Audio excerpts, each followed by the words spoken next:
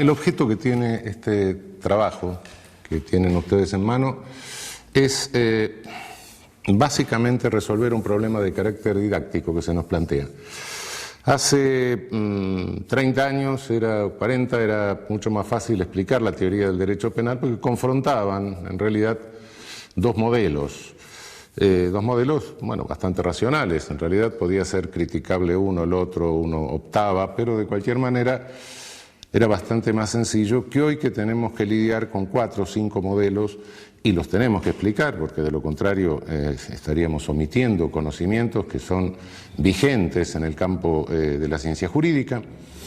Entonces, lo que se nos plantea es la enorme dificultad para poder explicarles a ustedes desde el inicio un panorama con semejante complejidad, hacerlo comprensible y que no crean que los penalistas en realidad somos un conjunto de orates que discutimos teorías sin fundamento y que en definitiva no terminen tampoco comprendiendo cómo opera un modelo dogmático penal.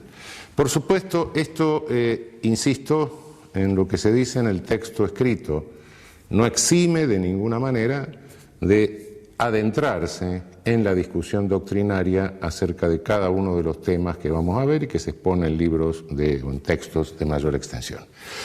Pero básicamente lo que nos proponemos, dada esta dificultad, es que tengan sintéticamente un modelo. A partir de ese modelo, de la comprensión de ese modelo, se facilita la comparación con los restantes modelos de construcción dogmática del derecho penal. Por eso vamos a exponer un modelo sin discusión doctrinaria, La discusión doctrinaria la dejamos para un segundo momento y para textos más extensos, e insistiendo en que esto de ninguna manera les exime de entrar a la discusión doctrinaria y a los textos más extensos. Cuando nos preguntamos cómo se construye la teoría del derecho penal, bueno, básicamente el derecho penal responde, en su parte general, a 3 preguntas básicas. Primera pregunta, ¿qué es el derecho penal en sí mismo? Que es la teoría del derecho penal, por así decir. Segunda pregunta, ¿qué es el delito? Y tercera pregunta, ¿cómo se debe responder al delito? El deber ser de la respuesta al delito sería teoría de la responsabilidad penal o de la pena. ¿Qué es el derecho penal? ¿Qué es el delito? ¿Qué es la pena? Puedo decirlo en forma más sintética. Debo comenzar por destacar que la expresión derecho penal es equívoca. Es equívoca no solo en el lenguaje corriente, sino también en el lenguaje jurídico, en el lenguaje técnico. Se la usa con un elevado grado de imprecisión. Y esto es a veces problemático. Por derecho penal se dice frecuentemente la ley penal. Cuando se dice el derecho penal no prohíbe tal cosa, se está refiriendo a la ley penal. Cuando se dice el derecho penal no puede resolver tal cosa, el derecho penal no puede resolver la toxicodependencia, por ejemplo. El derecho penal no puede resolver el problema ecológico. Lo que se está diciendo es el poder punitivo, el poder que se ejerce al amparo del derecho penal.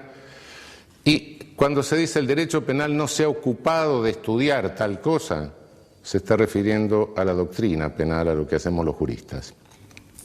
Son 3 sentidos distintos, con 3 protagonistas distintos. La ley penal la hace el legislador, el poder punitivo lo ejercen las agencias ejecutivas del Estado, por así decir, la policía, y la doctrina penal, la teoría del derecho penal, la hacemos los profesores de derecho penal.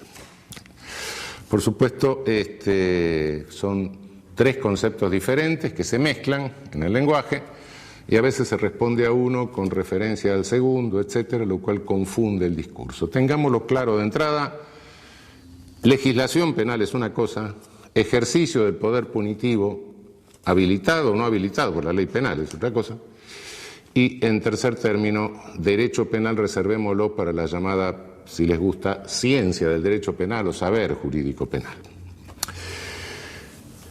Hablé de poder punitivo. ¿Qué es poder punitivo? Poder punitivo es toda coerción del Estado que no persigue ni reparación, y que tampoco contiene un proceso lesivo en curso o inminente. Es decir, con esto le estoy diciendo que no estoy diciendo poder punitivo es, sino poder punitivo es lo que queda después que sacamos la coerción estatal reparatoria y la coerción estatal dirigida a contener un proceso lesivo o inminente. La coerción estatal reparatoria es la civil, es la del derecho privado. La que contiene un proceso lesivo inminente o en curso es la del derecho administrativo. Dicho de otra manera, cuando alguien tiene una deuda, tiene una obligación de carácter civil, tiene que pagarla. Entonces lo que se hace, si no la incumple, es reparar, obligándolo a pagar o ejecutándole un bien con lo cual se repara.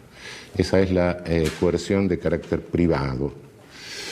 La de carácter público, bueno, alguien me corre con un cuchillo por la calle, aparece un funcionario y lo para. Esa es la coerción que interrumpe.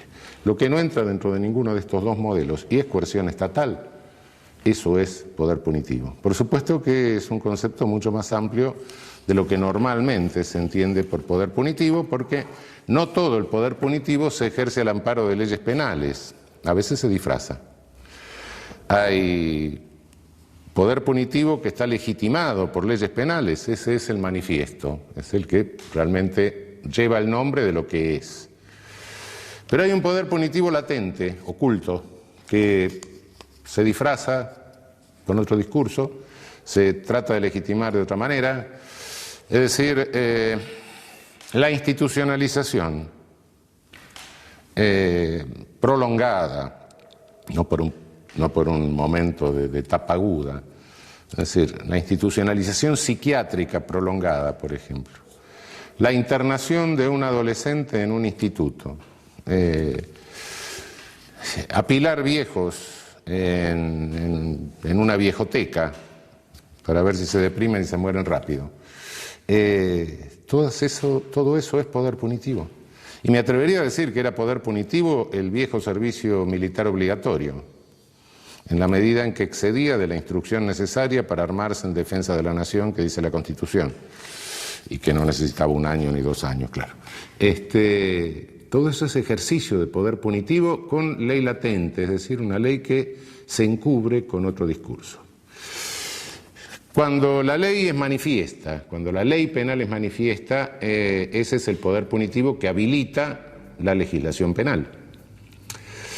Y nuestro saber jurídico es el sistema de interpretación de las leyes penales manifiestas. No nos vamos más allá.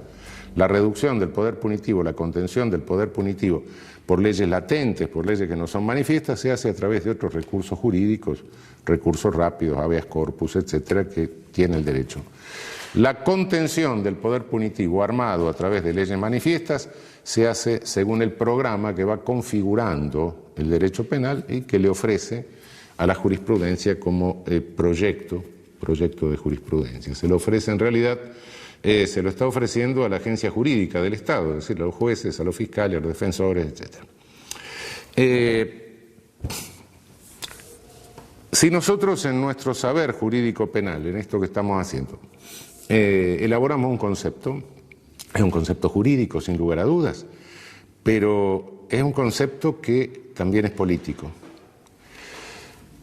¿Qué es lo que hacemos con esta construcción? Lo que estamos haciendo, como les decía hace un momento, es ofrecer un proyecto de decisiones a una agencia en que opera un poder del Estado. Si estamos haciendo eso y estamos hablando de una agencia que opera un poder del Estado, es una agencia política en el sentido de gobierno de la poli, no es política en el sentido que no es partidista, sí, eso correcto, pero en el sentido de gobierno de la polis es política. Cada concepto que nosotros elaboramos es un concepto que tiene un alcance, un sentido político, eso no lo olvidemos nunca. En este sentido político, bueno, lo que se nos enseña normalmente en la facultad es decir, bueno, el poder punitivo lo tienen ante todo los legisladores, que son los que hacen la ley, después lo tienen los jueces, que son los que aplican la ley, y por último, bueno, la policía, que son los que ejecutan las órdenes de los jueces. Esto es totalmente inexacto, pero es lo que normalmente se enseña formalmente. Ahora vamos a ver qué es inexacto. Cada rama del derecho se define por las características de la sanción que tiene la violación a sus normas. Derecho civil, derecho administrativo, derecho laboral, derecho mercantil, etc. Sí. Bien, la sanción que tiene la violación de la norma penal es la pena. No voy a entrar a toda la crítica y a la exposición de las teorías de la pena, sino a decir qué son. Ese es el gran inconveniente que tenemos. Hay una vieja clasificación de teorías de las penas que viene desde 1830 más o menos, la pueden ver ustedes en algún texto más extenso con todas sus variables. Pero ¿qué son estas teorías de la pena? Es lo que a cada penalista se le ocurre que la pena debe hacer. Y en razón de lo que debe hacer, elabora toda la teoría del derecho penal. Lo que debe hacer la pena es la función que debe cumplir el poder punitivo habilitado por las leyes penales. Bueno, lo que a mí se me ocurre que debe cumplir la pena. Por supuesto, este es el debe que está en mi cabeza, es el debe del deber ser. No es el ser de la pena, sino el deber ser, lo que a mí se me ocurre que es la función que debe cumplir, ese poder punitivo que habilito. Prevención general, prevención especial, positiva, negativa, retribución, lo que se me ocurra. Bien, pero el deber ser, si es que debe ser, es porque no es, o porque todavía no es. Y la pena no es como a mí se me ocurre, la pena es como es. Ónticamente, en la realidad, en el mundo.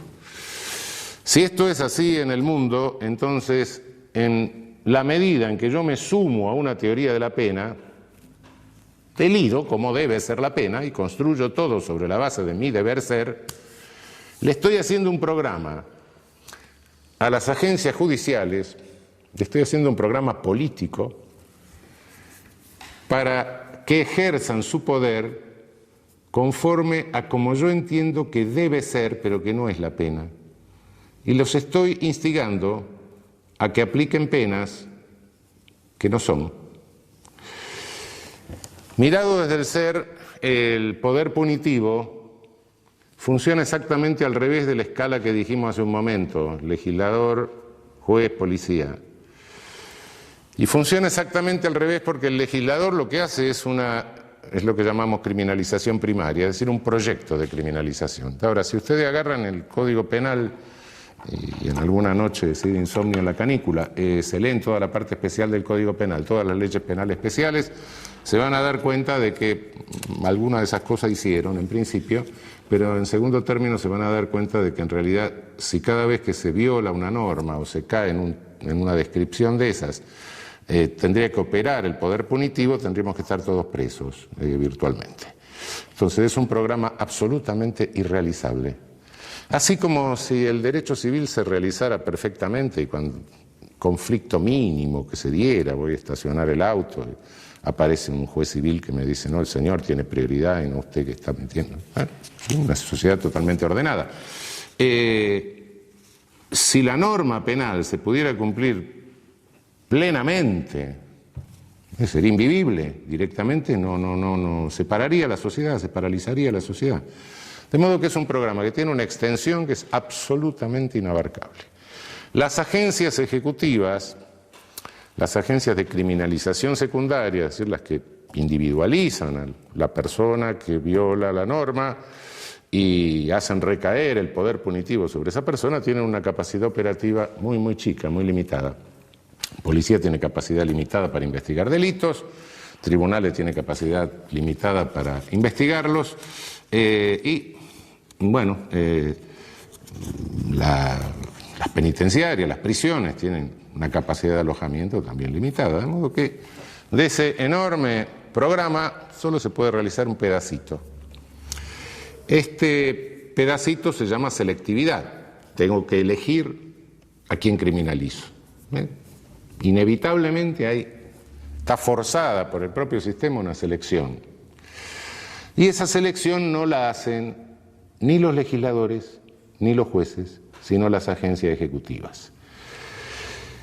El legislador es un señor que imagina una cosa, nunca sabe a quién se le va a aplicar el poder punitivo que habilita. A veces se le aplica el mismo. Los jueces no salen a la calle a buscar delincuentes ni a seguir violadores, ¿no? Quien selecciona es la agencia ejecutiva.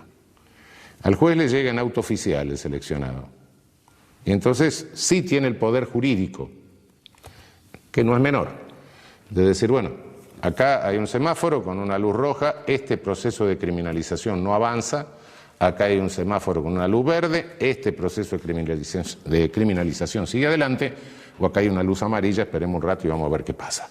Ese no es poder menor y es justamente lo que programa el derecho penal, lo que programamos en este proyecto de jurisprudencia, de decisiones coherentes que le ofrecemos a las agencias jurídicas. Esto es la perspectiva desde el ser. Ahora bien, selectividad del poder punitivo. Se pueden sostener cualquier cantidad de teorías, incluso macrosociológicas, etcétera, no me meto en eso. La selectividad, es decir, cómo seleccionan las agencias para la criminalización primaria, es predominantemente por estereotipos. Se selecciona a alguien que tiene características externas que responden a determinados prejuicios negativos, claro, de la sociedad. A esos sujetos se los selecciona. Quien no cae en el estereotipo difícilmente resulta seleccionado. Puede serlo, naturalmente hay un porcentaje. Me estoy hablando siempre a la inclinación general que tiene el fenómeno, no a casos particulares, que evidentemente puede suceder. Los estereotipos no son construidos por las agencias del sistema penal, no. Los estereotipos sintetizan una cantidad de prejuicios negativos que existen en toda sociedad y en cada época, y en general se construye a través de la comunicación masiva. Si nos vamos hace 100 años, en el Caras y Careta aparecía el malvado, que tiene ciertas características lombrosianas. Hoy el malvado está construido a través de la caja boba, es decir, de la televisión. Evidentemente cambiaron técnicamente, cambió el contenido del estereotipo, pero de cualquier manera la regla sigue siendo la misma. Cuando Lombroso iba a la cárcel y veía a todos esos sujetos, mujeres estrábicas, tipos prognáticos, la frente huidiza, las orejas en asa, no los inventaba, estaban porque el estereotipo del malvado de la época tenía esa cara y nadie que tuviese esa cara podía caminar mucho tiempo suelto por ninguna capital europea en tiempo Lombroso. Hoy hay sujetos que son también portadores de características estereotípicas, que son otras.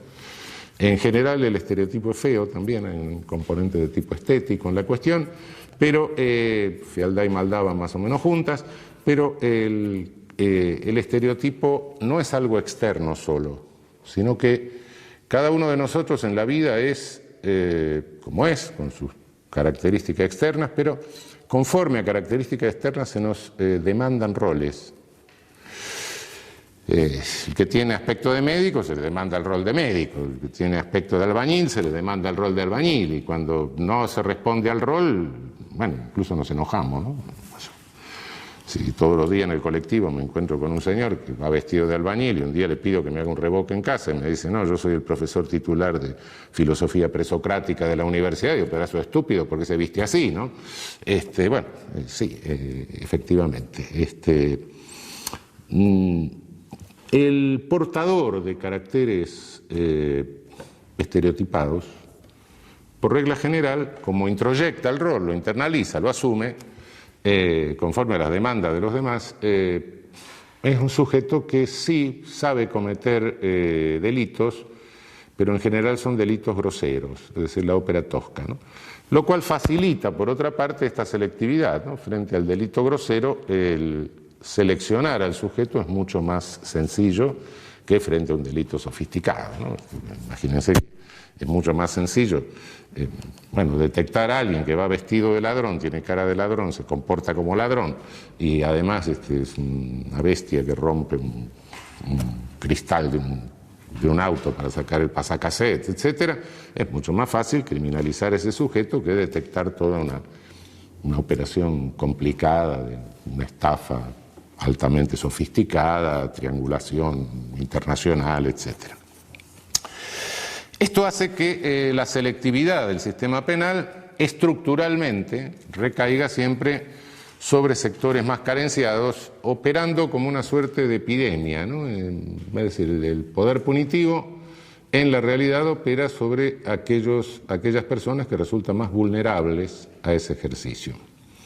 Y la selectividad es un dato de carácter estructural, esto, insisto, puede hacerse todas las teorías que se quieran, macrosociológicas, políticas, marxistas, lo que se le ocurra, pero este es un dato estructural. No hay ningún poder punitivo en el mundo que no se ejerza selectivamente por esta disparidad originaria entre lo programado y lo que es posible realizar como criminalización secundaria.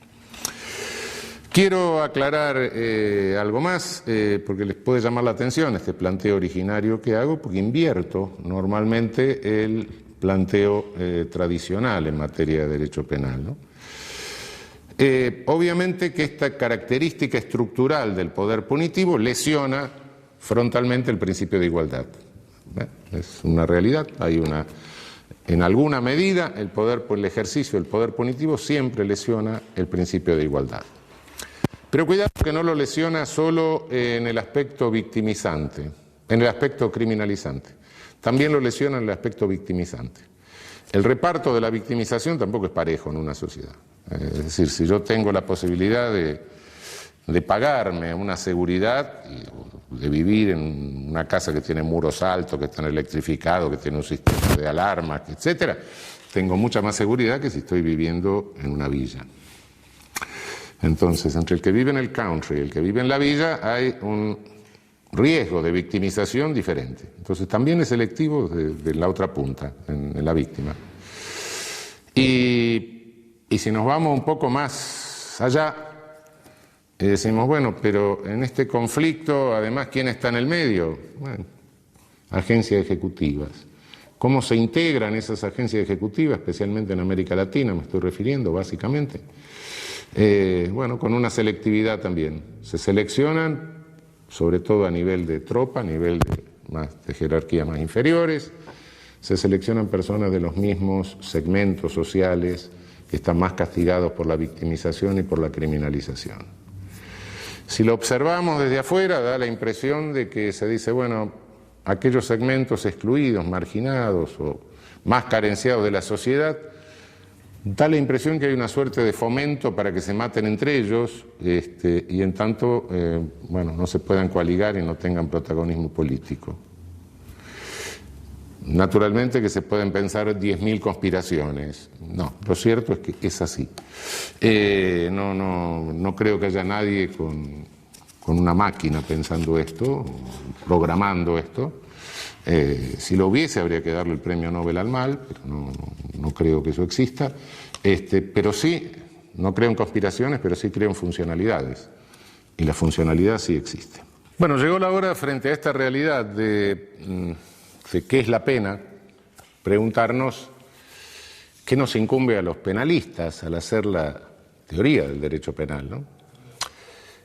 ¿Qué es el poder punitivo? Bueno, en el ámbito de la sociología se discute muchísimo. La pena en lo óntico, en lo real, cumple una función plural, como se puede deducir de esto que estoy diciendo. La discusión en este ámbito es una discusión muy viva, en el ámbito sociológico, pero básicamente la pena es un hecho político. El poder punitivo es un hecho político, no jurídico. Un viejo penalista latinoamericano, quizá una de las figuras más interesantes del penalismo latinoamericano del siglo XIX, Tobías Barreto, que fue profesor en la Universidad de Recife, en el norte de Brasil, decía, el fundador de la Escuela de Recife, decía que la pena es un hecho político, la pena es como la guerra, decía. Y efectivamente la pena es como la guerra. La podemos deslegitimar, podemos decir que no tiene sentido, puede haber todas las teorías abolicionistas que se quiera, pero el poder punitivo queda ahí, como la guerra está deslegitimada. Desde la Carta de las Naciones Unidas está deslegitimada, pero abrimos el diario y vemos lo que pasa en el mundo. La guerra existe, el poder punitivo existe. No porque la guerra la deslegitimen los internacionalistas en sus tratados va a desaparecer, no. Existe. Para que desaparezca hay que hacer otra cosa, no escribir tratado de derecho internacional. Y para que el poder punitivo se reduzca y desaparezca, también hay que hacer otra cosa, no escribir tratado de derecho penal. Yo no sé si tenía razón, quién era que tenía razón, si la guerra es la continuación de la política por otros medios, la política es la continuación de la guerra por otros medios. No sé si era Clausewitz o Foucault, pero evidentemente hay una función de contención que cumple el derecho, distintas ramas, pero el derecho, frente al fenómeno de la guerra y frente al fenómeno del poder punitivo. Frente al fenómeno de la guerra está el derecho internacional humanitario como parte o capítulo de los derechos humanos, ¿no? La teoría de los derechos humanos. Derecho internacional humanitario concretado internacionalmente en los convenios de Ginebra. No hay que matar prisioneros, hay que darle determinada alimentación con calorías, no se puede dejar que se mueran los náufragos, etc. La agencia encargada de ejecución de esto es la Cruz Roja Internacional. Nadie discute la función humanitaria de la Cruz Roja Internacional, que trata de controlar los aspectos más crueles de la guerra, en la medida de su poder limitado. Nadie impugna la legitimidad de la Cruz Roja Internacional porque no haga desaparecer la guerra. Bueno, no puede hacer lo que no tiene poder para hacer, hace lo que puede. La Cruz Roja del momento de la política es el derecho penal. Nuestra función es una función de contención del ejercicio del poder punitivo. No estamos para legitimar el ejercicio del poder punitivo. El fenómeno jurídico no es el poder punitivo porque es un fenómeno político. El fenómeno jurídico que nos incumbe básicamente es la contención del ejercicio del poder punitivo para que no se desbande. Cuando el poder punitivo se desbanda, viene la masacre, viene el genocidio. Entonces no es menor nuestra tarea, quizá por ser una tarea tan cercana, se pasa por sobre la tarea y se va a la legitimación. No es nuestra tarea legitimar un poder que no ejercemos. No lo ejercen las agencias jurídicas. Lo único que pueden hacer las agencias jurídicas, lo único que pueden hacer los jueces, un poder judicial, es contener el ejercicio del poder punitivo para evitar la masacre, para evitar el genocidio.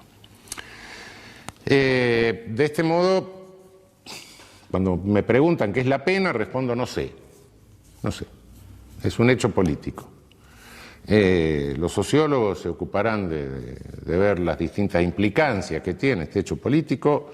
Lo que a mí me interesa es saber cómo lo contengo, cómo lo limito, cómo lo acoto, cómo evito que este hecho político se me convierta en una masacre.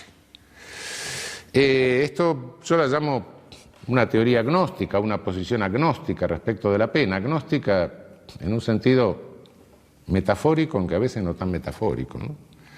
Porque la pena o el poder punitivo, como toda idolatría, tiene fanáticos. La idolatría es un dios falso, ¿no? Y el poder punitivo es un dios falso. Si uno cree en los fanáticos del poder punitivo, resulta que el poder punitivo va a salvar el Amazonas, el poder punitivo va a evitar la guerra nuclear, el poder punitivo va a controlar el terrorismo, el poder punitivo va a curar las toxicodependencias, el poder punitivo es omnipotente. Y si es omnipotente, es Dios. Entonces guarda, es un ídolo, es un falso Dios. Y como les decía, sí, tiene sus integristas, sus fanáticos, ¿no? Frente a ese falso ídolo, creo que es preferible que el derecho penal adopte una posición completamente agnóstica. Yo no sé para qué sirve, a veces sirve para algo, a veces no sirve para nada, y a veces realmente, y sobre todo si se desbanda, se convierte en un poder genocida, en un poder masacrador. Desde un punto de vista sociológico, un Estado totalitario, un Estado autoritario, no es más que un Estado en que las agencias ejecutivas, que son las que llevan a cabo el poder punitivo, operan sin control. que era la KGB stalinista, que era la Geheime Staatspolizei, la Gestapo. Policías sin control. Entonces, lo que tenemos que hacer es controlar. Nuestra función es la función controladora, la función acotante, la función limitadora del ejercicio del poder punitivo.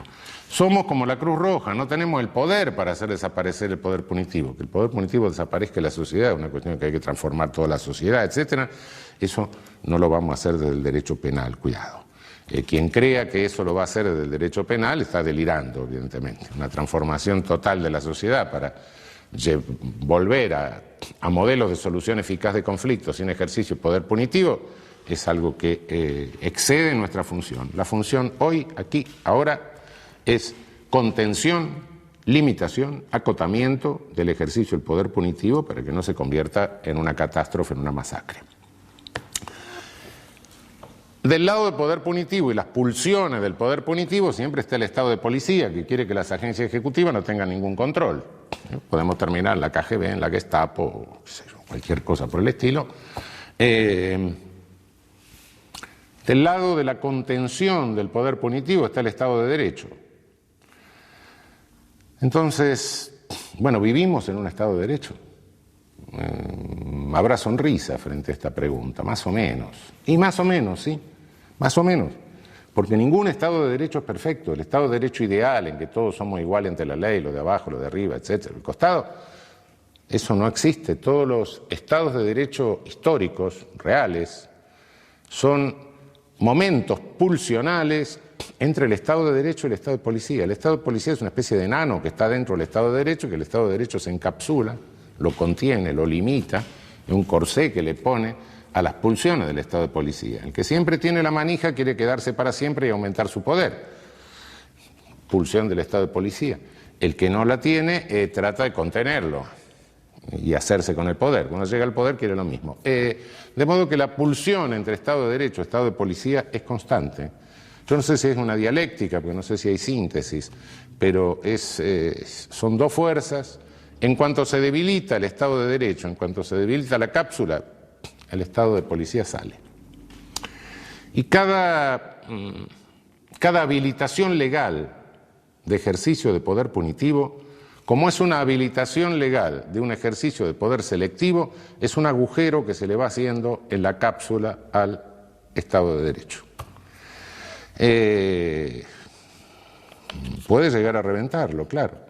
Aumenta la posibilidad de arbitrariedad de las agencias ejecutivas del Estado, con lo cual lo debilita. Cada tipo penal, cada nueva ley penal es una nueva arma que tiene el ejercicio arbitrario del poder punitivo. Y las armas, como todos sabemos, las carga el diablo.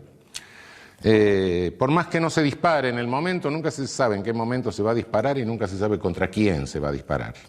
Pero en cualquier momento se puede disparar. Cuanto mejor contenga el Estado de Derecho al Estado de Policía que tiene adentro, más se va a ir acercando al modelo ideal.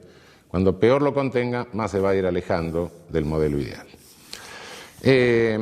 Pero quede claro, los peores crímenes de toda la historia los ha cometido el ejercicio de poder punitivo desbocado.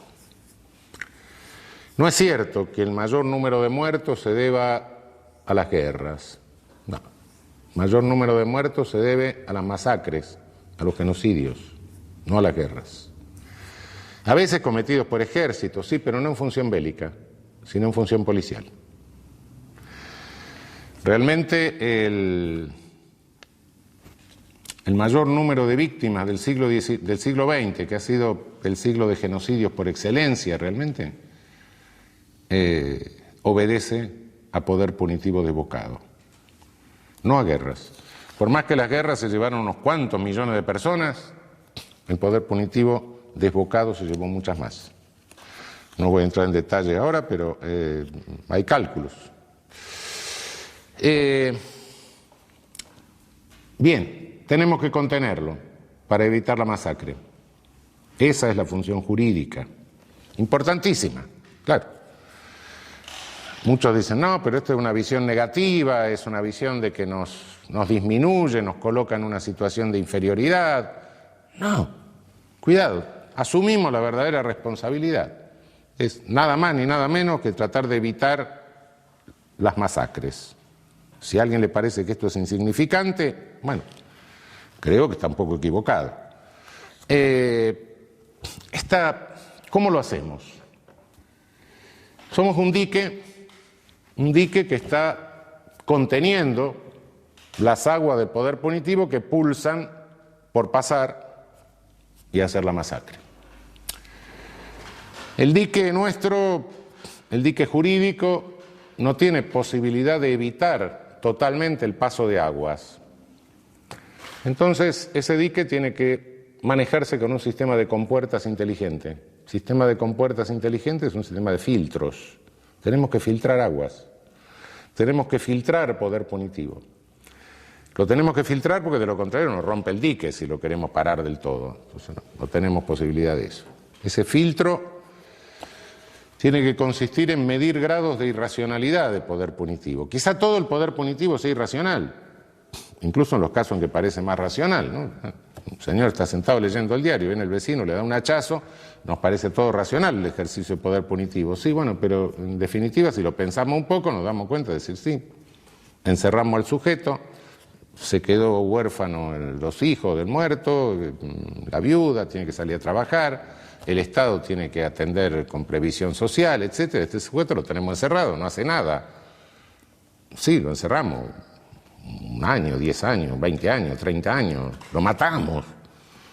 Sí, pero el conflicto se creó y no le hicimos hacer nada por resolver el conflicto, de modo que muy racional tampoco es, de cualquier manera. ¿Sí? Algo hay que hacer, bueno, sí, no puede nadie darle un hachazo al vecino, pero quizá en el fondo, hasta en los casos más claros en que nos parece razonable el poder punitivo, sí, racional. Pero bueno, de cualquier manera tenemos que seleccionar. Y decir, bueno, en este caso el contenido de irracionalidad es menor, lo dejamos pasar. En otros casos el contenido de irracionalidad es mucho mayor y ahí no lo podemos dejar pasar. Entonces este sistema inteligente de filtros es lo que nos dice, bueno, hay aguas que son más turbulentas, que son más contaminadas, que son más sucias, las más irracionales, esas no pueden pasar. Dejemos pasar aquellas que son menos contaminadas, menos sucias. Dejemos pasar el poder punitivo menos irracional, reconociendo que quizá hasta ese menos irracional tiene en el fondo un cierto contenido de irracionalidad. ¿Por qué? Porque no resuelve el conflicto. Y no resuelve el conflicto porque el poder punitivo siempre deja fuera del conflicto a una de las partes, que es la víctima. ¿Por qué? Porque el señor Estado dice la víctima soy yo, usurpa el poder de la víctima. El soberano dice el ofendido soy yo. El ofendido va a ser usted, soy a mí que me rompieron la cara. No, mire, usted es la víctima y usted venga como testigo. Y si no viene como testigo, usted es un delincuente. Entonces el conflicto no se resuelve. Por eso en el fondo hay siempre un cierto grado de irracionalidad. Contener el poder punitivo de esta manera, en este momento, tiene una alta importancia. Muchísima importancia. ¿Por qué? Porque domina en el mundo un discurso único de medios que propugna la venganza y el desenfreno de todo poder punitivo. A diferencia de lo que pasaba en el siglo pasado, en los totalitarismos, en los autoritarismos de entreguerra, en el fascismo, en el nazismo, en el comunismo, en el stalinismo, hoy no hay discurso, no hay un discurso autoritario, coherente.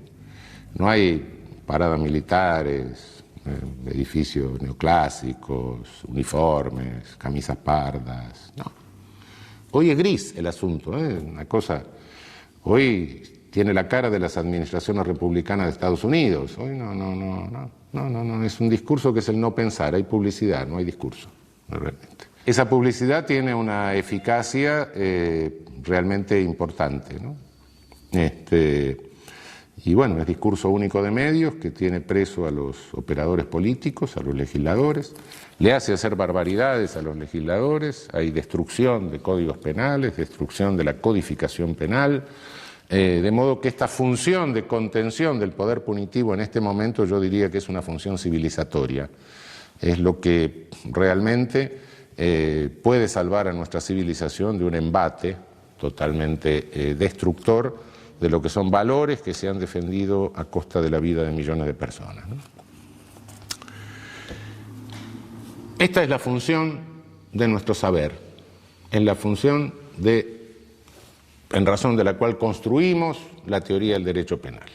Ofrecerle a las agencias jurídicas un programa que optimice su potencial controlador y reductor del ejercicio del poder punitivo y que a la vez le permita resolver los casos con coherencia, con no contradicción y con adecuación a la ley.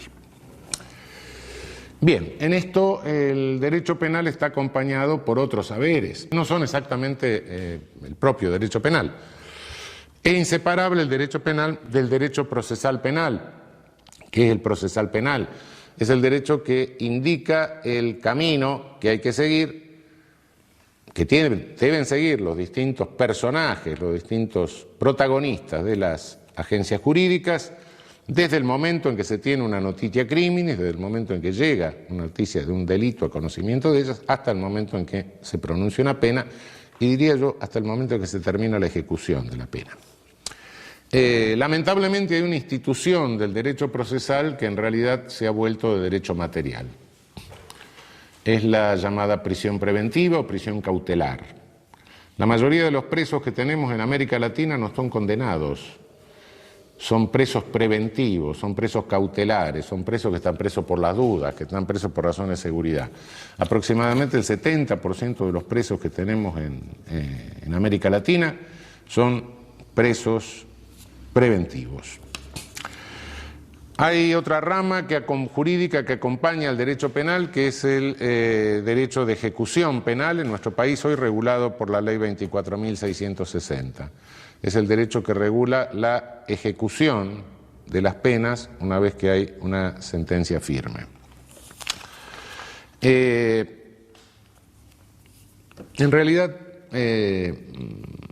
todo este fenómeno que estoy explicando, en gran medida responde a una explicación que la da otra disciplina u otro orden de conocimientos interdisciplinario, no voy a entrar a la discusión, que se llama criminología. La criminología es el conjunto de conocimientos provenientes de distintas disciplinas que me permite acercarme o aproximarme a la realidad del delito y del funcionamiento del sistema penal, de la operatividad del sistema penal. Si tengo que verificar el nivel de irracionalidad del ejercicio del poder punitivo, no puedo hacerlo sin los datos que me proporciona la criminología, que es la ciencia óntica, la de los hechos por excelencia. Ciencia o conjunto de conocimientos, etcétera, proveniente del campo de la sociología, de la psicología, etcétera. Por supuesto que este conjunto de conocimientos también fue manipulado ideológicamente a lo largo de la historia, como lo pueden ver ustedes en lecturas más extensas, no me voy a ocupar hoy de la cuestión, pero indiscutiblemente si el derecho penal no puede prescindir de la información acerca de los efectos reales de sus decisiones. Cada decisión del derecho penal, les dije hace un rato, es una decisión de carácter político que se traduce en un ejercicio de poder del Estado, de una agencia del Estado. Por ende, ese efecto se produce en un mundo real. Si prescindimos de los conocimientos de lo que pasa en el mundo real y hacemos sentencias o le proponemos a los jueces hacer sentencias con una visión normativa del deber ser sin tener en cuenta el ser, bueno, el derecho penal se psicotizó. El derecho penal está absolutamente psicótico entonces. No nos interesa lo que pasa en la sociedad, nos interesa la coherencia normativa de lo que estamos haciendo. Y yo creo que a cada uno de nosotros, como ser humano, como persona, como habitante, como ciudadano, lo que nos interesa es el efecto social que producimos. Eso de la coherencia es un valor, por supuesto, tenemos que ser irracionales, pero no podemos poner la coherencia por encima de los efectos reales en la sociedad. Y los efectos reales en la sociedad, en la persona, etcétera, no los podemos conocer sin el auxilio de las disciplinas que se sintetizan en la criminología. Bien, para construir la teoría del derecho penal tenemos una serie de principios. Tenemos que hacer un edificio. Los principios son algo así como las ordenanzas municipales cuando tenemos que hacer un edificio. Esto lo tenemos que construir respetando determinadas reglas. Principios constructivos, llamémosle. Las ordenanzas municipales edilicias para la construcción del edificio. En este sentido, la fuente de estos principios constructivos, la primera fuente de estos principios constructivos es el derecho penal. Del derecho penal es el derecho constitucional. El derecho constitucional es el que nos marca los lineamientos básicos en la construcción de toda la teoría. No puede haber una contradicción entre el derecho constitucional y la ley penal infraconstitucional. Si hay una contradicción, la ley penal infraconstitucional directamente debe ser declarada inconstitucional. Y si hay dos posibles interpretaciones, una conforme a la Constitución y otra inconstitucional, tenemos que elegir la interpretación conforme a la Constitución. El derecho penal, la primera ley básica del derecho penal es que debe ser de acto. El artículo 16, al establecer la igualdad ante la ley, nos dice, nos baja desde la Constitución, nos dice, bueno, muchachos, acá lo único que se puede penar es un acto. No se puede penar una persona, no se puede jerarquizar seres humanos, es decir, no se puede discriminar. Discriminación no es toda diferencia entre seres humanos, naturalmente que los seres humanos son diferentes, y, bueno, yo no puedo pretender ser bailarín del Teatro Colón, ni puedo pretender integrar la selección argentina de fútbol, no, bueno, ¿por qué no? En consecuencia, pero eso no es discriminación. Discriminación es cuando se jerarquiza a seres humanos con un contenido de carácter peyorativo, como es una criminalización, naturalmente. El 16 de la Constitución nos obliga, en el principio de igualdad, solamente a penar actos, no personas. Después nos vamos a ocupar de esto, porque parece que entro en contradicción con lo que dije antes. No es contradicción. Ya vamos a ver qué sucede. Los mandatos fundamentales se deducen de la Constitución. Para clasificarlos de alguna manera, no niego que puede haber otros criterios de clasificación, solo es un criterio de tipo expositivo. Yo diría que hay tres órdenes de reglas constructivas, tres mandatos fundamentales, digamos, de los cuales se derivan otros. El mandato de legalidad, el mandato de respeto elemental a los derechos humanos y el mandato derivado del principio republicano de gobierno. Del mandato de legalidad se deriva la legalidad formal, una conducta que pueda ser delito tiene que estar establecida en ley formal, sea del Congreso de la Nación respecto de la mayoría, que son, bueno, la facultad de dictar el Código Penal está delegada en nuestro país por las provincias al Congreso Federal, de modo que tiene que ser una ley formal del Congreso Federal. El Ejecutivo no puede crear leyes penales por decreto, el único que puede crear es el Congreso Federal, salvo las leyes provinciales que se reservaron las provincias, como en materia de prensa, por ejemplo. Delitos de prensa no pueden ser tipificados por el Congreso Federal. Acá el Congreso Federal se ha excedido muchas veces, pero no importa. ¿Se plantea algún problema con la llamada ley penal en blanco, la Blankengesetzbindung? Son leyes en que la ley remite a otra ley, manda a otra ley. El que violare los reglamentos, el que violare las normas sancionadas para tal cosa. Cuando la otra ley es una ley propia del Congreso de la Nación, del Congreso Federal, no hay problema. El problema es cuando remite a ordenanzas municipales, a decretos del Poder Ejecutivo, la ley de drogas, la ley de armas, etc. Yo tengo dudas muchas veces sobre la constitucionalidad de estas remisiones. En realidad pueden representar en algunos casos verdaderas delegaciones de poder punitivo que son propias y exclusivas del Congreso de la Nación. Hay que tener cuidado en el análisis de estas leyes penales en blanco sobre el aspecto de legalidad formal. Segundo, derivado del mandato de legalidad está el principio de irretroactividad. La ley penal más gravosa, la ley penal que agrava, nunca puede ser retroactiva. La más benigna es retroactiva, debe ser retroactiva por mandato de la Convención Americana de Derechos Humanos. Ley penal más benigna no es solo aquella que establece una pena menor, no es solo aquella que naturalmente desincrimina el hecho, sino que también puede ser aquella que establece causas de justificación, de exclusión, de pena, etcétera, o amplía las existentes.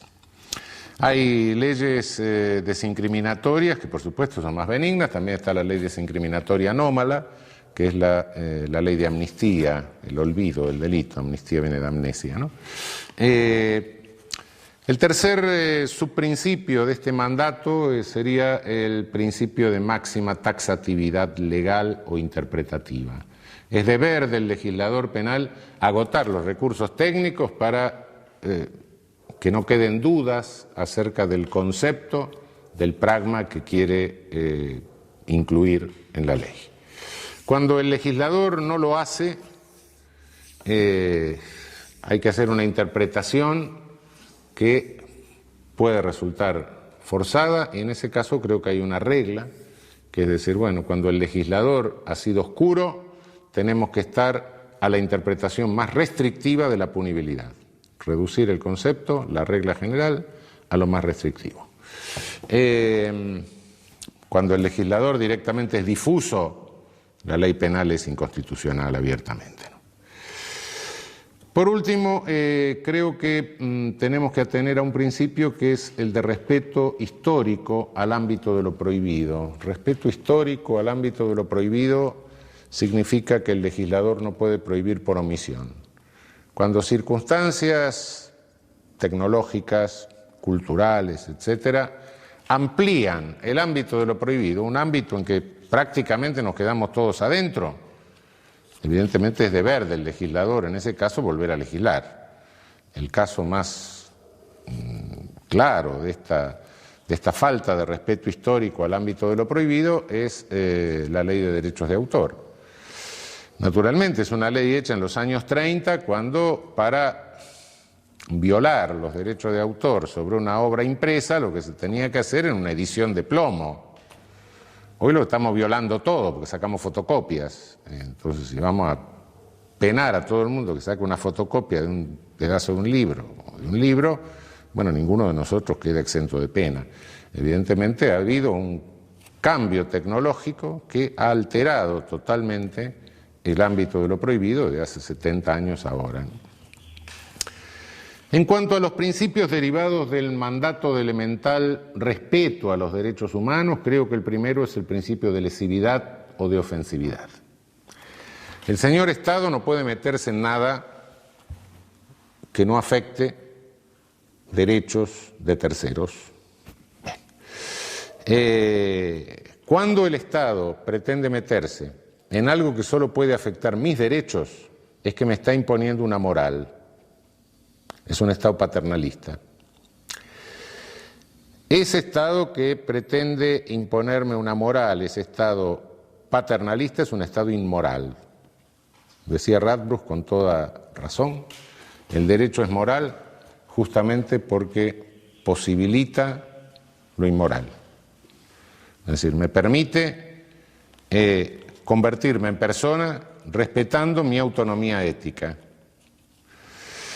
Esto está consagrado en nuestra Constitución Nacional de una manera claramente expresiva, muy significativa, en el artículo 19 de la Constitución Nacional. Este artículo les recomiendo que lo sepan de memoria. Es el pilar fundamental de nuestra Constitución. Nuestro derecho no es un derecho al servicio de ningún ídolo, de ningún ideal, de ninguna cosa suprahumana, trascendente, sino que es un derecho intrascendente de la persona. Es el respeto a la dignidad de la persona y la persona entendida como ente con autonomía ética, como ente poseedor de una conciencia conforme a la cual señala o distingue entre el bien y el mal. Conciencia que la tiene el otro, que tengo enfrente, y a la cual su conciencia le puede indicar otro criterio moral diferente del mío. Y los dos tenemos que convivir. Bien. Principio de humanidad. Ninguna pena, no solo en abstracto, sino también en concreto, puede representar una crueldad inusitada para la persona penada. Naturalmente, cuando ya directamente en la pena prevista en abstracto lo que se cae es en una desproporción loca, en una violación del principio de proporcionalidad, en tal caso, bueno, la violación está claramente en la ley. Pero en la aplicación concreta también puede resultar una pena privativa de libertad que se convierte en una pena de muerte. Es decir, una persona que privada de libertad, pero con un padecimiento susceptible de ser tratado, pero que los efectos de la privación de libertad le pueden condicionar una situación depresiva que dificulta el tratamiento y que lo lleva a la muerte. El problema de la pena naturalis, cuando del propio hecho se deriva un daño hacia la persona de una calidad tal que directamente hace absolutamente inútil o cruel en ese supuesto la aplicación de la pena. Un sujeto va a poner una bomba, le revienta la bomba, le vuela los dos brazos, las dos piernas, va a poner una pena. O hechos culposos, sobre todo, hechos culposos de tránsito, donde el sujeto sufre lesiones graves, lesiones gravísimas, queda mutilado, se muere toda la familia.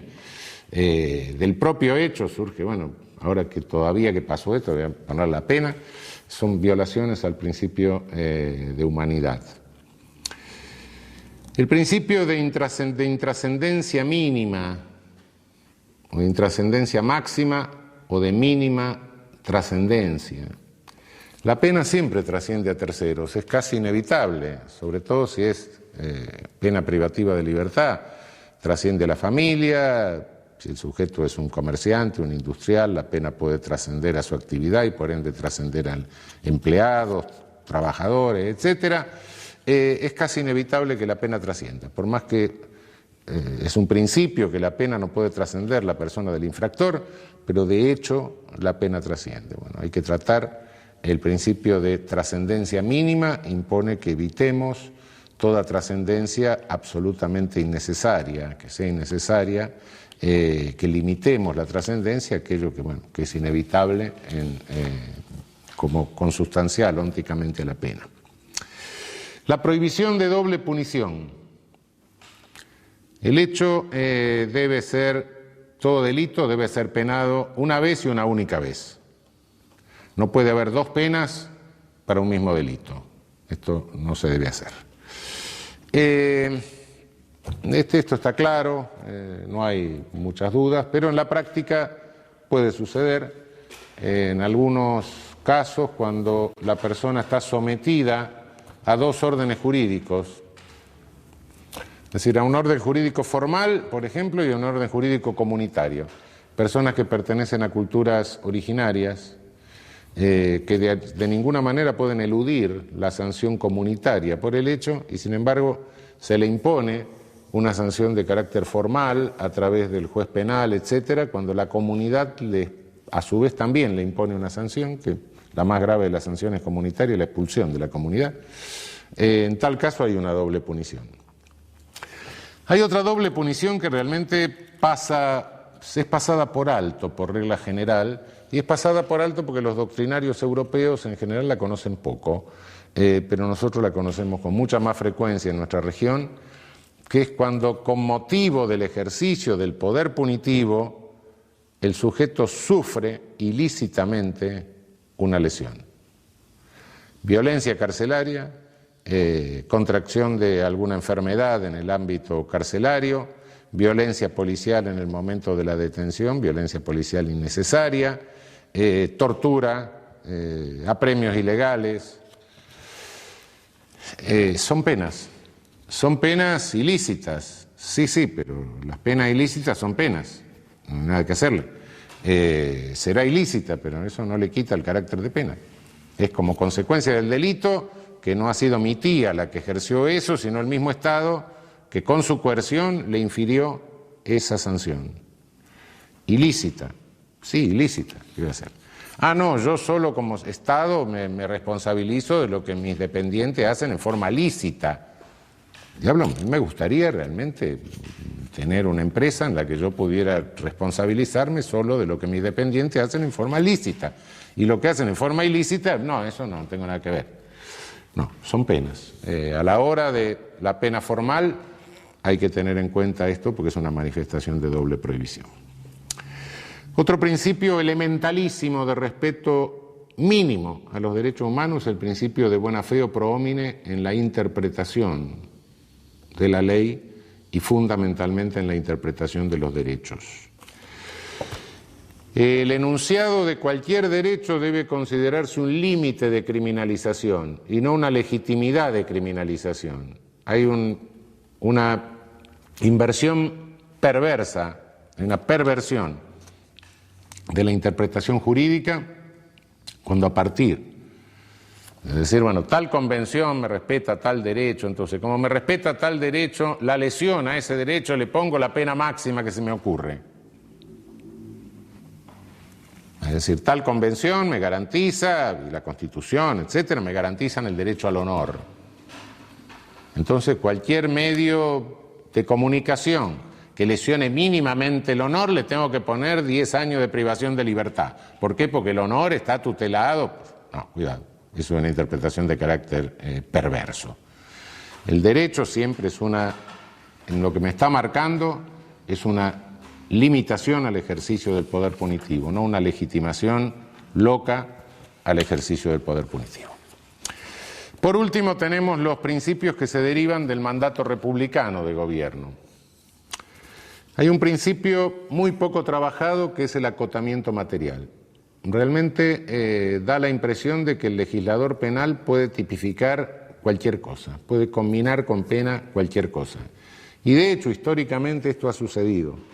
Si ustedes se fijan, todas las declaraciones de derechos que tienen ahí en el apéndice de la Constitución, van a ver que cuando llega la parte penal, sobre todo se la delimita formalmente, porque el contenido, la limitación al legislador en cuanto al contenido de lo prohibido, está muy poco trabajada. El principio de lesividad, etcétera, bueno, pero ¿qué bienes jurídicos? ¿Qué tipos de conductas?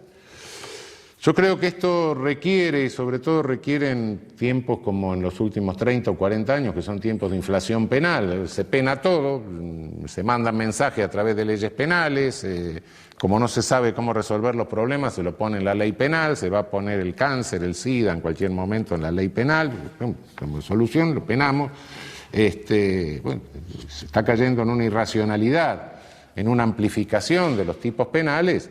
Hace 60, 70 años, bueno, intuitivamente más o menos todos, y diría que casi todos los habitantes del país, más o menos, que sabían leer y escribir, intuitivamente, no técnicamente, pero había 40, 50 delitos de lo que todos sabíamos más o menos que eran delitos. Hoy directamente no lo sabemos los profesores de Derecho Penal, no lo saben los jueces, que de repente dictan sentencias en base a legislación penal derogada. Es decir, directamente se ha convertido esto en una monstruosidad, producción de leyes penales cotidiana, lo cual, bueno, ha descodificado toda la legislación y ha causado. Frente a esto, creo que tenemos que profundizar, que sería tarea inmediata de la doctrina penal, del derecho penal, profundizar el principio de acotamiento material. Básicamente creo que habría que proscribir toda habilitación de poder punitivo que sea absolutamente inidóneo, groseramente inidóneo para obtener el fin proclamado, ¿no? Si tuviera que ejemplificar con un caso de absoluta inidoneidad para obtener el fin proclamado, diría que la punición del consumidor de un tóxico prohibido para evitar la toxicodependencia y el tráfico de tóxicos prohibidos. Es un absurdo, por supuesto. Naturalmente, hay quien dice no, porque si no hay consumidores no va a haber tráfico. Bueno, sí, saquemos la frontera para que no haya contrabando. Eliminemos el matrimonio para que no haya divorcio. No, eso no es absurdo. Hay una grosera inidoneidad del medio como para obtener ese resultado.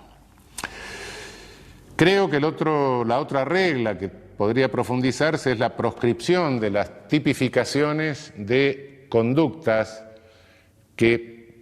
o conflictos que pueden resolverse satisfactoriamente por otros medios, ¿no? Si mañana se le ocurre al legislador penar la omisión de pago de la cuenta telefónica, por ejemplo, la solución que tiene es cortarme el teléfono, termine la historia, no me va a mandar el juez penal. Y tercero, creo que hay que tener mucho cuidado, algo que Alessandro Baratta llamaba la máxima limitación de la respuesta contingente. Tener mucho cuidado, observar muy atentamente la constitucionalidad de las leyes que son respuesta contingente a fenómenos, respuesta contingente a la alarma por un hecho, ¿no? Respuestas políticas, mensajes que manda el legislador frente a un hecho que obtiene una gran notoriedad mediática. Del sistema republicano de gobierno se deriva otro principio que es el de superioridad ética del Estado. Si el Estado pretende habilitar poder punitivo, el Estado tiene que tener, o estar, o quedarse, o sostenerse en un plano de superioridad ética respecto del criminal. No puede actuar aplicando la misma conducta, conduciéndose de la misma manera que se conduce el delincuente. Cuando el Estado opera de esa manera, se degrada, se deteriora. Se convierte en un Estado éticamente a la par del delincuente, como si fuera dos fuerzas que chocan y nada más. Nosotros tenemos algunas disposiciones introducidas en los últimos años como grandes novedades del Estado posmoderno, realmente no son más que cosas que se traen del Estado premoderno, que violan este principio. El llamado arrepentido, por ejemplo, que no de arrepentido no tiene nada, es un sujeto que es un delincuente y que aparte de ser un delincuente es una porquería porque ni siquiera tiene la ética propia del delincuente, no. Y entonces negocia su impunidad con el Estado. El Estado se sienta con un criminal y le dice, bueno, vos hiciste algo grave, ¿sí? Dicen hechos graves normalmente. Como hiciste algo grave y como tenés una participación importante en eso grave que hiciste, a ver si podés denunciar a tus compinches y entonces yo te voy a premiar dándote menor pena o librándote de pena. El Estado no hace más que comprar a un delincuente para sancionar a otros delincuentes. Otro es el famoso agente encubierto, es decir, el Estado manda a un señor a delinquir, bueno, delinca, y yo que soy víctima de ese señor me lo tengo que aguantar. ¿Por qué? Porque ese señor es un funcionario del Estado que está victimizándome a mí para realizar la justicia penal. Yo soy un ciudadano que no tengo derecho a gozar de todos mis derechos, mis bienes, etcétera, y nadie tiene por qué interferir en mi vida ni privarme de ningún derecho con el pretexto de que el valor supremo de realización de la justicia penal me está defendiendo. Como me está defendiendo, me roba el auto. Y si yo llego a sacar un arma en legítima defensa para defender mi propiedad, que es el auto, entonces me mata. ¿Por qué lo mandó el juez a hacer eso? Esas son violaciones al principio de superioridad ética del Estado. Y por último, hablaría yo del principio de saneamiento genealógico en la interpretación de la ley. Hay tipos penales que se arrastran, se copian de un código a otro, van pasando históricamente, vienen siglo XIX, siglo XVIII, algunos vienen del derecho romano, y se olvida cuál es el origen ideológico, que es un origen muchas veces incompatible con los principios republicanos. Por ejemplo, si vemos en la estafa, en nuestro código, la estafa calificada y un tipo raro que hay ahí, que es la circunvención de menores e incapaces. Aparentemente es un tipo que se ha estudiado poco, pero cuando lo analizamos y vemos genealógicamente de dónde viene, ese tipo fundamentalmente proviene del Código Napoleón y proviene de prejuicios antisemitas. Ese es el origen. Lo cual, bueno, naturalmente uno lee el tipo, parece que es un tipo inofensivo, pero genealógicamente es un tipo antisemita. Por último, después nos vamos a ocupar de esto más en detalle, el principio de culpabilidad. A nadie, el principio republicano de gobierno impide que se pueda penar a cualquiera si no se le puede reprochar personalmente, ¿no? Si no se le puede formular un reproche personal por el injusto que ha cometido. Después vamos a desarrollar esto más ampliamente. Es decir, a nadie se le puede penar por la mera causación de un resultado. El versarium rei licita quería la causa, quiso el efecto, quiso el resultado. Esto no puede funcionar en función del principio republicano.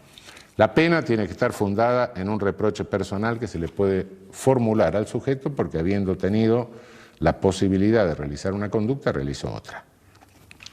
Bien, hasta acá hemos visto concepto de derecho penal, la teoría, la tesis acerca del poder punitivo de la pena, hemos visto los principios constructivos del edificio, las ordenanzas municipales que tenemos que respetar a la hora de construir nuestro edificio teórico. Bueno, ¿y qué ámbito de vigencia espacial tiene esto? Bueno, el derecho penal que construimos, lo que proponemos, tiene una vigencia espacial que se funda básicamente en la territorialidad, se aplica sustancialmente en el territorio. Toda ley penal tiene vigencia en el territorio del Estado que la dicta, básicamente. El principio de territorialidad es un principio universal, pero además suele combinarse con otros principios. El principio real o de defensa, que es aquel que se aplica al Estado titular del bien jurídico. Por ejemplo, en falsificación de moneda, el efecto de falsificación de moneda se produce sobre el Estado emisor de la moneda. También está la cuestión, hay una cuestión de espacial. Se realiza una conducta en un Estado, se produce el efecto en otro Estado. Este es el principio real o de defensa, que el otro principio es el de personalidad. Según el principio de personalidad, la ley penal sigue a la persona, esté donde esté, ¿no? Es el principio de personalidad activa, es decir, sigue al infractor lo sigue el derecho penal de su país, aunque cometa el delito en otro lado, pero también el principio de personalidad pasiva, la víctima. La nacionalidad de la víctima determina la ley aplicable al victimario. Nuestra ley positiva no reconoce principio alguno de nacionalidad o de personalidad, ni activo ni pasivo. Y por último tenemos el principio universal. En casos de delitos contra el derecho de gentes o delitos de lesa humanidad, artículo 102 de nuestra vieja Constitución de 1853, artículo 118 actual, que es exactamente el mismo texto del 102 de la Constitución originaria. En caso de delito contra el derecho de gentes, corresponde el juzgamiento a los tribunales federales de nuestro país. Este es el principio universal. Cuando un sujeto comete un delito de lesa humanidad, puede ser juzgado por cualquier Estado. El Estado que lo agarra, lo juzga. Principio de derecho internacional público, consuetudinario en su origen, hoy sancionado a través de convenciones internacionales. En el derecho internacional, la costumbre es fuente del derecho. Y es obvio que el principio universal, en nuestro caso, era este ius cogens, era este derecho consuetudinario. En la Constitución de 1853 está reconocido este derecho consuetudinario, contra lo que dicen muchos hoy, y está reconocido porque el principio universal en la Constitución de 1853 emergía del derecho internacional consuetudinario porque no había convenciones. Entonces queda claro que nuestra Constitución desde sus orígenes reconoce la fuente consuetudinaria del derecho internacional y por ende del derecho internacional penal. El derecho penal internacional es un fenómeno que se produce a partir del final de la Segunda Guerra Mundial, Tribunal de Nuremberg, Tribunal de Tokio, tribunales establecidos por los vencedores, tribunales ad hoc, tribunales especiales creados por Naciones Unidas, mucho más acá, que fueron los tribunales ad hoc para la ex Yugoslavia y el tribunal ad hoc para Ruanda, crímenes de lesa humanidad cometidos en territorio de los Balcanes y en África, en Ruanda. Y finalmente tenemos el derecho penal internacional, o internacional, sí, derecho penal internacional, que es el instrumento último es el Estatuto de Roma, que crea el Tribunal Internacional, el Tribunal Penal Internacional. Se discute la función de la pena en el derecho penal internacional. Yo creo que la pena no cambia de ninguna manera su carácter. El poder punitivo no pierde el carácter selectivo por el hecho de internacionalizarse. Conserva todo su carácter selectivo, más aún quizás se agudice, porque entran factores políticos. Sin lugar a dudas que a un tribunal penal internacional va a dar a alguien que perdió el poder. Sí, mientras lo tiene, no.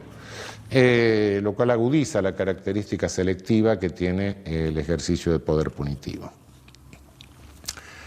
¿Significa esto que la pena por esta razón, la pena del derecho internacional penal no tiene ninguna utilidad? No, yo creo que la tiene.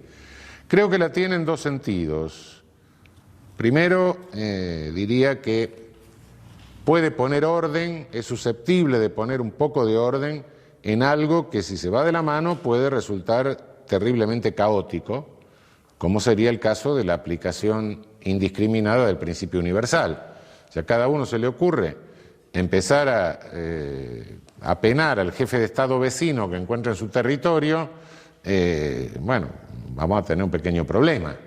El derecho universal, el principio universal es un principio generoso, pero en el cual hay que tener bastante cuidado en su aplicación, porque la calificación la puede hacer el Estado que ejerce la competencia o la jurisdicción, y en tal caso esto puede resultar caótico.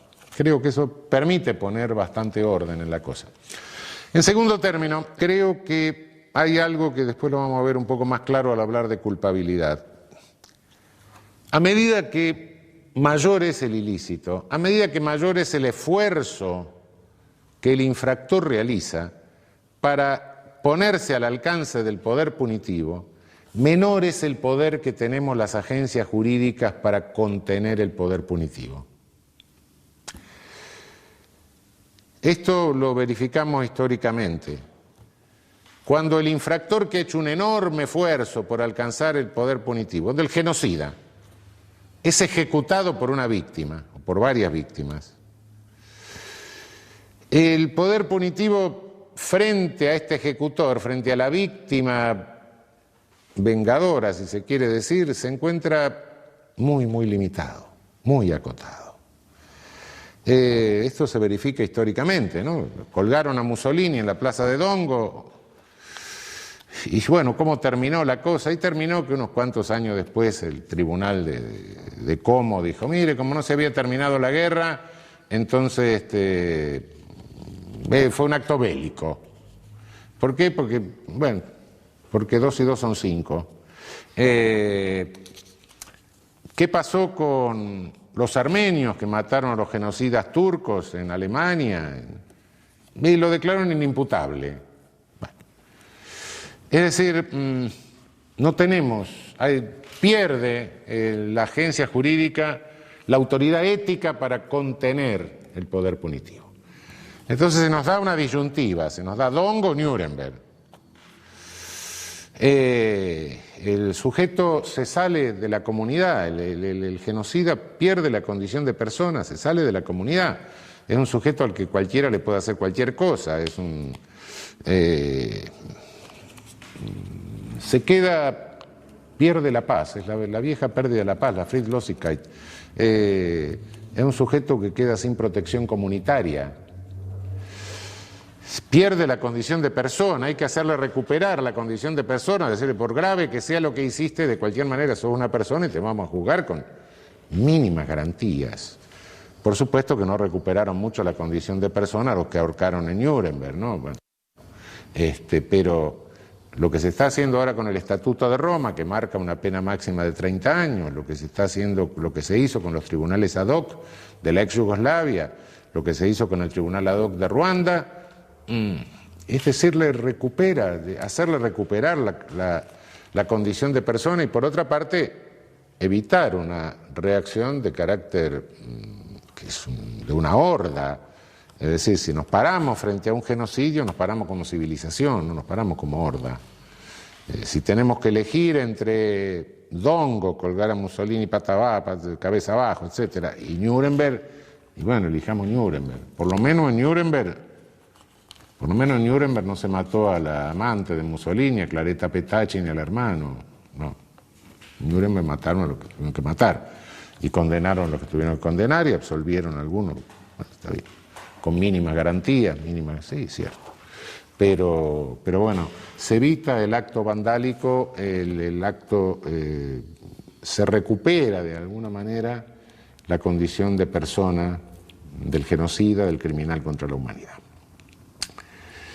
Lejos de ser un derecho penal del enemigo, es la negación del derecho penal del enemigo. En el derecho penal del enemigo le digo, vos no sos más persona. Aquí se le dice, pese a lo que hiciste, sos persona, vení que te voy a juzgar con mínimas garantías, por lo menos. No voy a dejarte librado a una horda asesina. Bien, con esto cerramos el panorama de la primera pregunta de qué es el derecho penal. Hemos visto la noción de derecho penal, los principios constructivos del edificio teórico del derecho penal, hemos visto